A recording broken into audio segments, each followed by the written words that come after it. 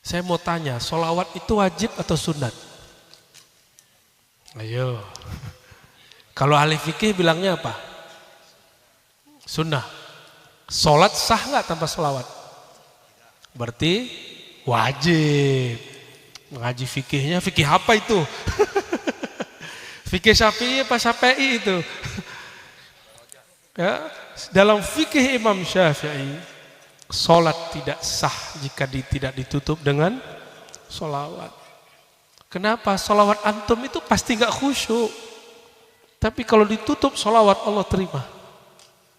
Diterima aja. Yang penting ada nama Nabi Muhammad Sallallahu Alaihi Wasallam.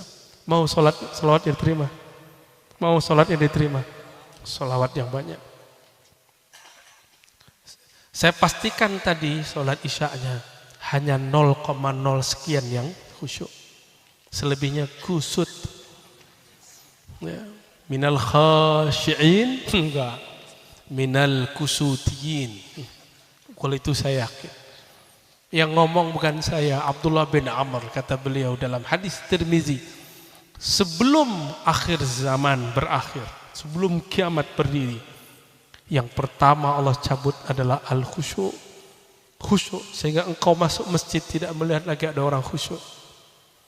Maka ilmu khusyuk ini sedang ditarget oleh syaitan.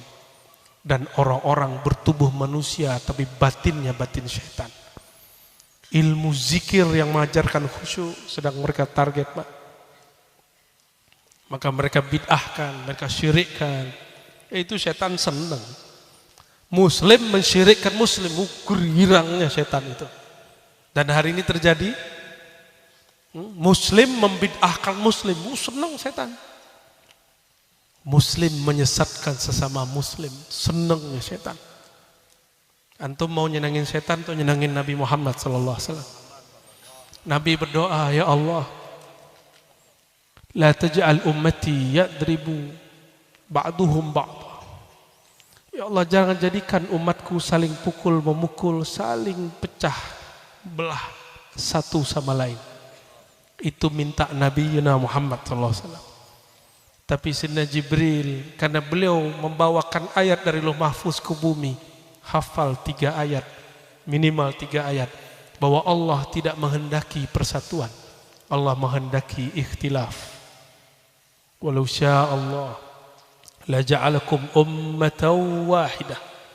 Allah kalau mau Allah jadikan kamu ini satu umat, tapi tidak. Nabi nangis, Pak. Maka siapa yang memperjuangkan ini, dia sedang menenangkan hati Nabi Muhammad sallallahu alaihi wasallam. Maka saya berniat dari hati paling dalam, hamba Al-Fakir Ar-Razi Hashim, untuk memperjuangkan islah antara umat walaupun persatuan sulit. Kita islah antara umat Nabi Muhammad sallallahu alaihi wasallam. Tapi kawan kita islahnya cuma dalam bab kesamaan politik. Kalau sama politiknya dia islah. Dulu di masa Nabi ada pilkada enggak, Pak? Pilkabe, pemilu, enggak ada. Maka antum yang menganggap politik itu bagian dari iman, dia telah menjadi khawarij, pembawa bid'ah di umat ini. Antum yang dulu ngembos-ngembosi umat, mohon maaf, beda politik, beda pilihan, beda iman, antum telah memecah umat Nabi Muhammad SAW. Antum sudah bikin sakit hati Nabi Muhammad SAW, sudah membuat Rasulullah sedih. Walaupun Rasulullah tahu takdir umat ini pasti berpecah belah, tapi jangan diperparah. Ini sudah dekat ke 2023, saya nggak banyak ceramah di luar. Ada, tapi nggak terlalu banyak. Menghindari karena sudah mulai masuk tahun politik. Bukan nggak mau ngomong politik, saya nggak ngerti politik. Serahkan kepada ahlinya, fardu kifayah. Sebagaimana ahli politik jangan juga ngomong agama yang dia nggak ngerti. Sepakat nggak? Islam tidak terpisah dari politik, betul Islam. Ente ngerti politik nggak? Ar-Razi nggak ngerti politik. Maka jangan giring-giring Ar-Razi ngomong politik. Ada aja yang mancing-mancing, atau nyusup aja. Awalnya cium tangan, ketika beda pilihan langsung lari dia. Oh, berarti dia takzim kepada Habib, takzim kepada ulama, bukan karena cinta kepada Rasulullah. Dia takzim kepada ulama, kepada Habib karena sama pilihannya dengan dia. Itu bid'ah. Karena Rasulullah mengatakan ahibbu ahla baiti hubban li.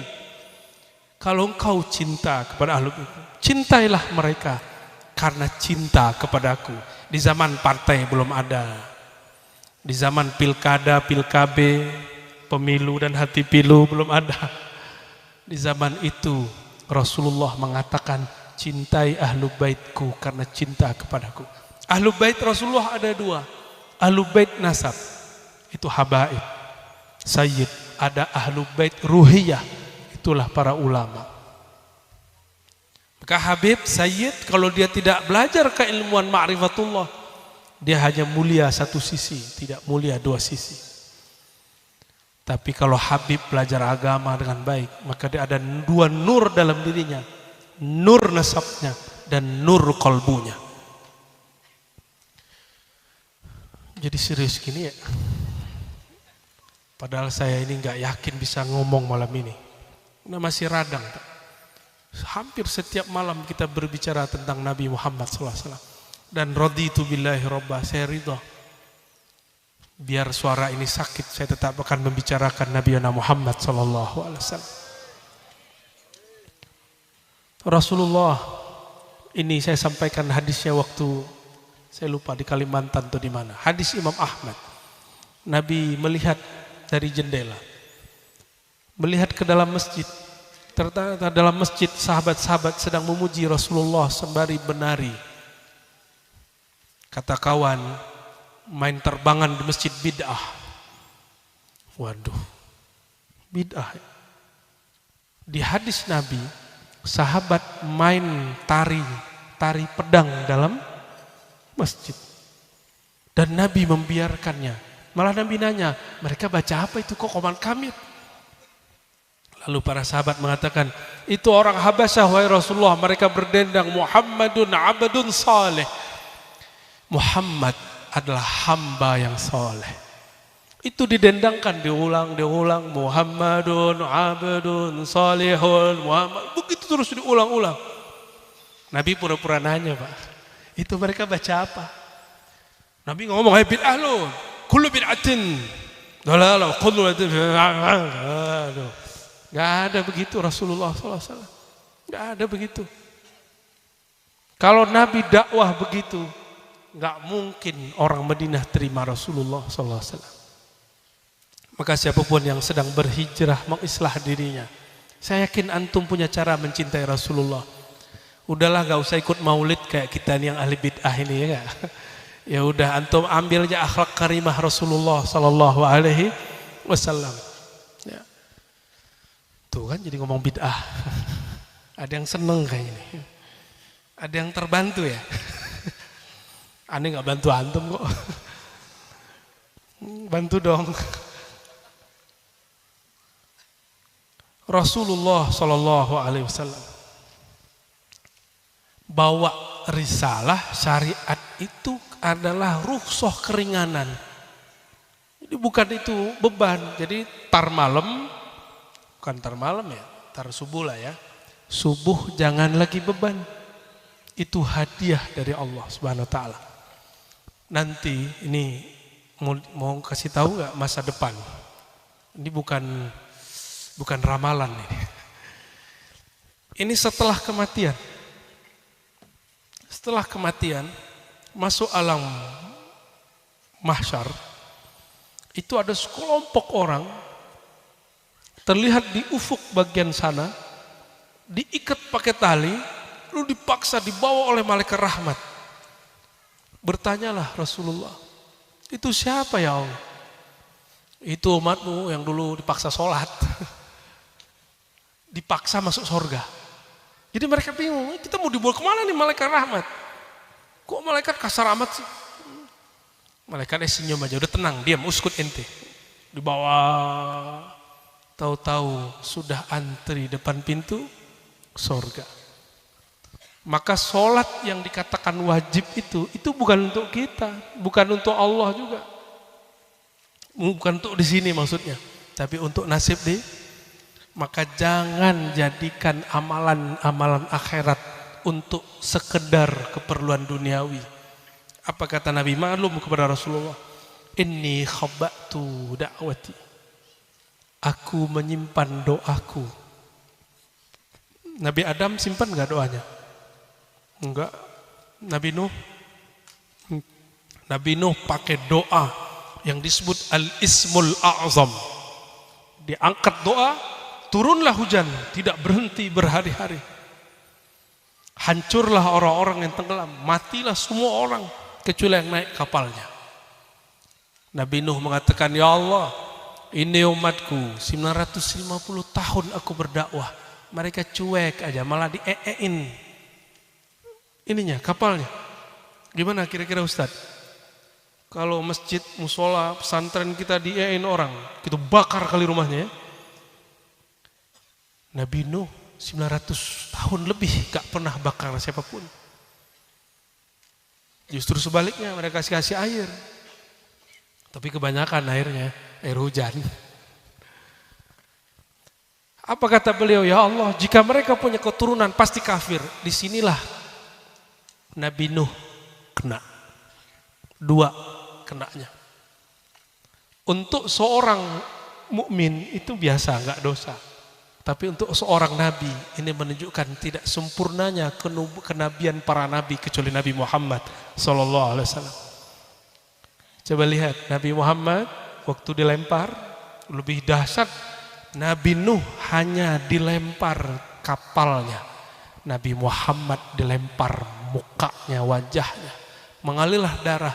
Disitulah Abu Bakar Siddiq radhiyallahu taala anhu tidak tahan memandang Rasulullah sallallahu alaihi wasallam berlumuran darah. Maka beliau menjadi tameng Rasulullah SAW. Ketika ada kerikil tajam kena kepala Abu Bakar, itu Abu Bakar kalau antum cek jidatnya sudah nggak ada, nggak datar, tubuhnya sudah patah-patah, udah bengkak bagian rusuknya, lengkap sudah. Abu Bakar jadi tameng Rasulullah SAW. Tiba-tiba datang malaikat Jibril mengatakan, ya Muhammad, maukah kami gulung ini Taif? Apa jawaban Nabi? Hasbunallah wa ni'mal wakil. Cukuplah Allah. Tapi dia berhenti di situ. Itu zikir Nabi Ibrahim. Beliau mengatakan, wahai sahabatku Jibril, lihat makomnya Nabi Muhammad beda dengan Sayyidina Jibril, beda dengan Nabi Nuh. Fa innahum la ya'lamun. Mereka enggak ngerti maksudku. Jadi Nabi ini enggak ngamuk-ngamuk kalau orang enggak faham kalamnya. Enggak gebrak-gebrak meja, enggak ngebom. Kenapa? Beliau faham, orang itu tidak faham. Kata orang Jawa, yang waras ngalah. Bahasa Jawanya apa? Kata orang Banten apa? Nu cager ngeleh. Gitu ya. Enggak bisa ngulang kan ya. Harus kursus dulu nih ya. Antum coba lihat makom Jibril. Jibril punya sayap. Sayapnya cukup begini. Zzz, langsung ketutup Taif. Kalau kita gimana kira-kira? Jibril, turun. Hancurin tuh yang bidahin aneh gitu ya. Itu sama aja antum. Jangan gitu. Gak usah begitu sama orang. Mereka belum paham kita. Mereka salah faham terhadap kita, maka kita nggak perlu salah faham kepada mereka. Itu sebabnya saya sudah tidak mau digelari singa ahlu sunnah. Kalau singa ngaum-ngaum terus, cukup katakan ar-razi al-fakir, orang hina yang ingin mengkhidmahkan dirinya untuk ahlu sunnah. Udah nggak mau jidal-jidal lagi kecuali dipancing. Kalau terpancing juga, kalau nggak terpancing juga aman-aman aja tuh dunia ya. Seumur-umur dakwah sesekali aja terpancing. Karena dia merendahkan Rasulullah, saya baru naik suaranya. Kalau Ar-Razi direndahkan, saya terima. Coba antum melihat, kalau yang melihat perjalanan dakwah saya dihina, saya diam aja. Sekali aja marah ya. Itu pun marahnya pakai bahasa kiasan.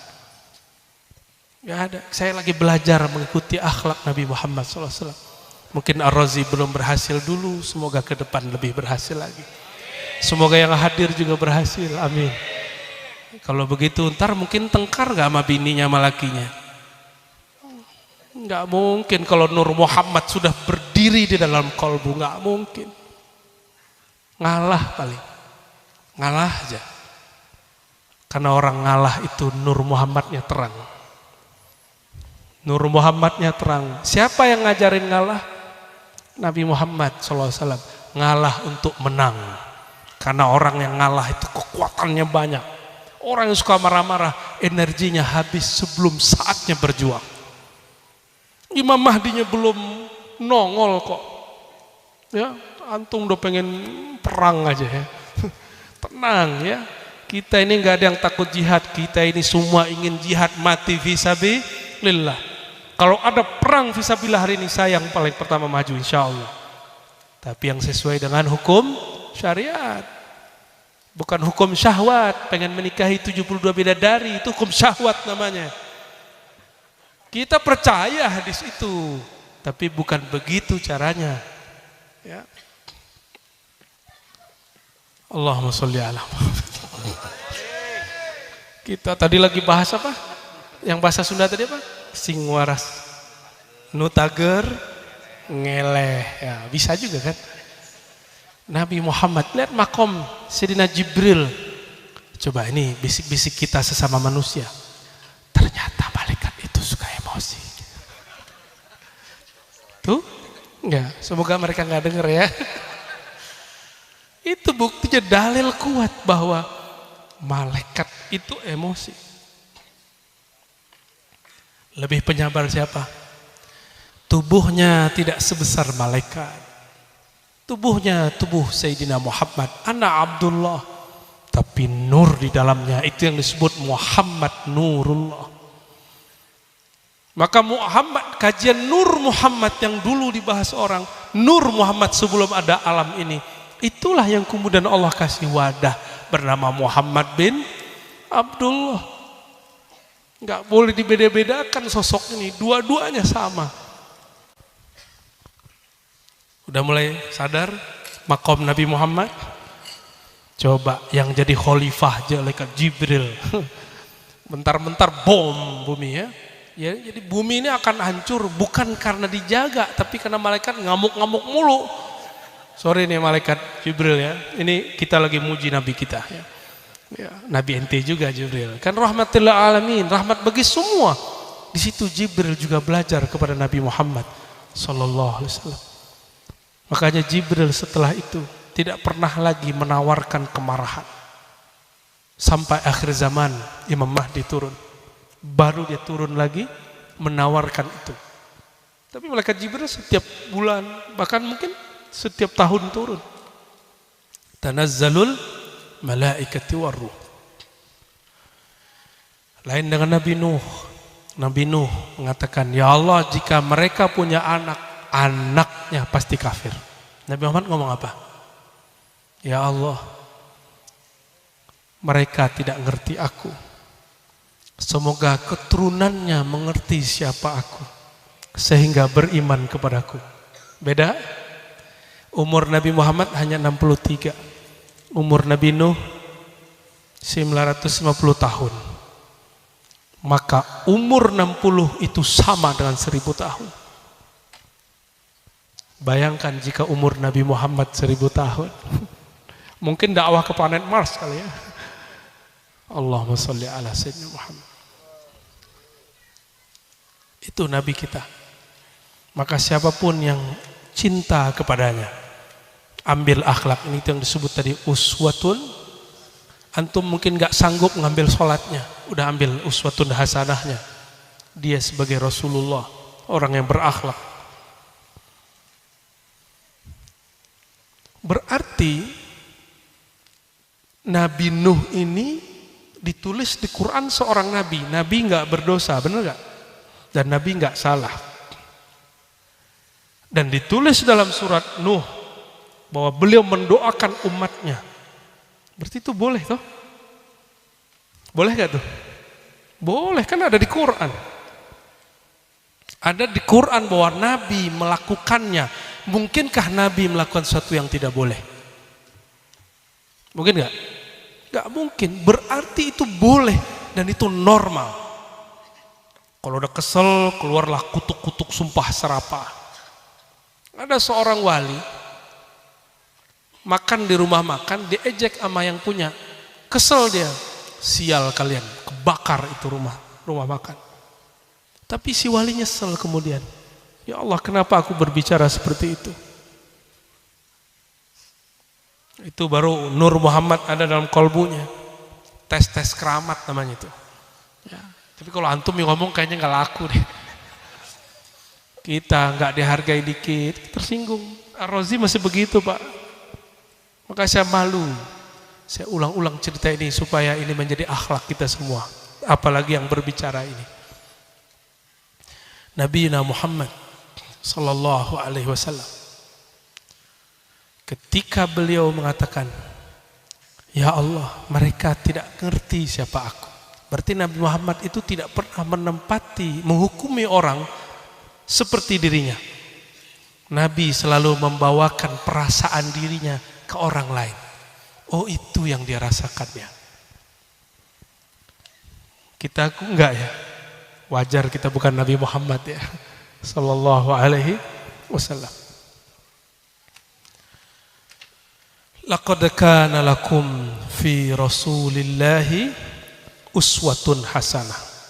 Sungguh dalam cinta kepada Rasulullah ada uswatun hasanah. Ada contoh yang baik, contoh yang indah. Itu contoh yang indah Bapak Ibu. Pernah dengar Nabi ngambek sama istrinya? Akang pernah ngambek sama istri gak? Ngamuk. Jujur. Bagus jujur. Daripada yang gak jujur, kayak soleh gitu, kayak tegar padahal dalamnya kerupuk. Nabi Muhammad itu nggak pernah marah sama istrinya. Kalaupun marah, beliau menghabiskan hal marahnya keluar. Gimana cara beliau marah? Semua istrinya nuntut. Istrinya bukan satu, istrinya banyak. Satu istri nuntut, udah pusing kita Pak. Gimana 2 istri, 3 istri? Rasulullah istrinya 13. Meninggal, cerai 2. Lalu meninggal 2 orang. Sisa 9. Semuanya nuntut hari lebih, jam lebih, perhatian lebih, fasilitas lebih. Wajar dong? Wajar. Bahkan istri-istri Nabi itu ada partai-partainya. Ada partai Aisyah, ada partai Ummu Salamah. Oh, ada partainya. Seru Pak denger kisah Nabi itu. Tapi Nabi saya nggak temukan satu riwayat pun beliau merhadik istrinya. Nggak pernah. Coba antum yang pernah menghadik istri. Apalagi mukulin istri. Kayak berita kemarin-kemarin itu ya. Ngeri itu ya. Yang suka mukul itu siapa sih? Walaupun di Quran ada. Kalau perempuan bermasalah nusyus. Itu ada kalimat wadribu. Tapi wadribu di situ ghairu mubrih. Pukulan yang tidak menyakitkan. Berarti pukulan apa dong? Cubit yang bikin tambah kangen. Ya, yang jomblo gak paham. Cepetan makanya. Jangan jomblo mulu. Antum gak sempurna ikut Nabi kalau jomblo ya. Nabi ketika semua istrinya nuntut begitu, ditambah 2, Sayyidatuna Aisyah, paling tinggi cemburunya. Dan yang kedua, Hafsah, wajar. Bapaknya Sayyidatuna Aisyah siapa? Abu Bakar. Bapaknya Hafsah siapa? Oh, Umar, wajar dong. Jawara semua tuh, berkelas. Saya nggak bisa pikirkan tuh gimana posisi mereka. Tiba-tiba Nabi kemudian agak kesel, tapi keselnya Nabi nggak kayak kita. Kalau mungkin masih ada yang banting-banting kepala, plong gitu. Nggak mau nyakitin bini, nyakitin kepala, konyol ente, kepala dibentur-benturin ya. Ada juga yang pintu hancur, ada yang piring, wajar, itu normal, tapi ini bukan pembenaran loh ya, ini bukan pembenaran. Kan kita lagi baca ayat, laqad kana lakum fi Rasulillah uswatun hasanah. Gimana cara Nabi ngambek? Antum kalau lagi marah, jangan sekamar dulu, pindah kamar. Jangan jawab kata-kata orang lagi marah, diam aja. Kalau nggak bisa meluk dia, nyium dia, udah ya pindah kamar. Jangan usir dia, orang lagi marah ya, kita yang keluar. Kalau kita nggak bisa menenangkan, kita yang keluar. Nabi sudah nggak bisa pindah kamar, maka Nabi pindah rumah. Disebut ila, beliau kemudian bersumpah, ya sudah, saya nggak akan datang kepada kalian sebulan lamanya. Tuh sebulan namanya ila. Ntar jangan dicobain kan. Ya, itu Nabi. Ya. Kalau antum kata istri, ntar gue cari yang baru aja deh. Gak bisa juga ya, sok laku ya. Taib. Itu Rasulullah SAW. Walaupun di Quran ada perintah boleh wadribu, boleh kamu mukul walaupun tidak menyakitkan. Tidak ada tuh kita dapetin istri Nabi dipukul tuh, nggak ada, nggak ada, sama sekali. Nah ini cara kita berumah tangga ya. Saya pun lagi belajar Pak, ya yang para kiai yang lebih tua lebih paham lah ya. Bahwa ustadz juga manusia ya Pak Kiai, bisa marah kan? Bisa ngambek, bisa. Ya. Piring bisa pecah gak? Bisa. Bisa semua. Tapi kalau Rasulullah tidak pernah piring pecah di tangannya, yang ada pecah di tangan istrinya. Satu kali lagi taklim. Sahabat-sahabat ya. Tahu-tahu ini di rumah Sayyidatuna Aisyah, di majelis di dekat rumah Aisyah. Tiba-tiba ada kiriman dari Ummu Salamah. Itu ketua geng, tapi seberang, beda partai dengan Sayyidatuna Aisyah. Apa yang terjadi? Sayyidatuna Aisyah pegang tapi pura-pura jatuh, pecah Pak. Jadi Nabi nggak pernah mecahin, yang mecahin siapa? Ini bukan pembenaran loh Bu ya, untuk mecahin piring. Saya ingin mengikuti Aisyah, ingin memecahkan piring gitu ya. Tunggu dulu, Sayyidatuna Aisyah tapi panggil, wahai istriku Humairah, ya. Ini hukum fikih, kamu rusak barang orang, kamu ganti. Sayyidatuna Aisyah kemudian ganti. Ketika itu pecah, apa kata Nabi? Gharat ummukum, ibunda kalian sedang cemburu. Tuh, Nabi nggak marah Pak. Nabi nggak ngomong kayak orang Rafidhah, kelompok Rafidhah ngomong, apa-apa nih Aisyah, masa memecahkan piring depan Rasulullah, laknat terhadap Aisyah. Mereka ngomong begitu. Saya dengar sendiri Pak, mereka ngomong begitu. Kita nggak begitu memahaminya. Kayak dia nggak punya bini aja ya. Kayak dia nggak pernah ketengkar sama bininya. Mungkin dia punya istri tapi nggak pernah kejadian ini. Apa kata Nabi? Gharat ummukum, ibunda kalian sedang cemburu. Nabi nggak bawain, aku lo Rasul, kok kamu nggak ngargain aku, malu-maluin aja, nggak gitu. Kalau kita gitu ya, Neng pulang, gitu ya. Di rumah kita kata-katain, kamu nggak menghargai aku malu di depan. Udah lanjut deh ya, ronde berikutnya. Bapak Ibu yang bukan Allah, Rasulullah nggak begitu. Laqad kana lakum fi Rasulillahi uswatun hasanah.